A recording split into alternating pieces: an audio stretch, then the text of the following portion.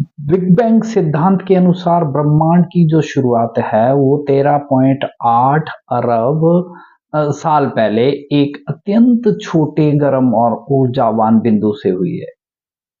ठीक है।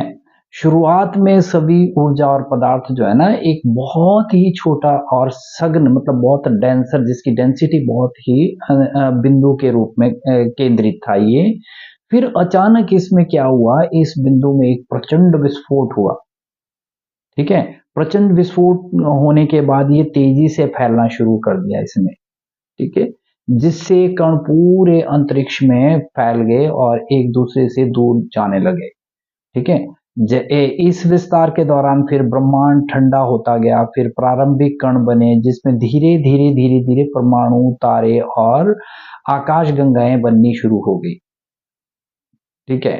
अब मुझे नहीं पता कि ये जो है ना ये क्या चीज है, कि जो जो जिसको हम गॉड बोलते हैं, माइट बी गॉड, वही एनर्जी हो।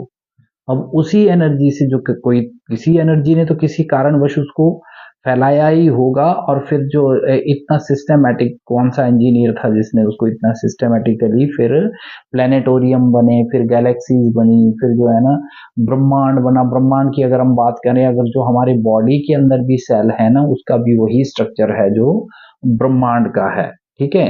इस संस्थान का जो है सबसे पहले अवलोकन किसने किया, समर्थन किसने किया, वो है कॉस्मिक माइक्रोवेव ब्रेकडाउन। ये एक ऐसी चीज है मतलब कि शुरुआत तौर पे जब जो ब्रह्मांड में बिग बैंग हुआ था, जब ये विस्फोट हुआ था, उस समय जो है ब्रह्मांड में एक लाइट इवॉल्व हुई थी।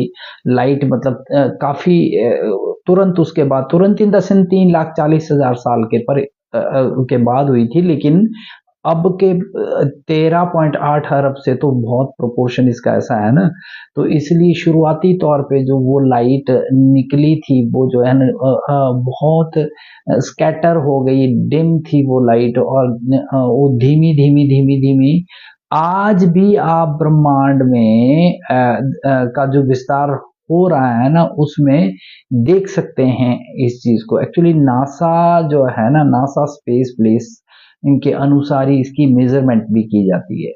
ठीक है। इस संस्थान का जो समर्थन किया है किसने किया है, कॉस्मिक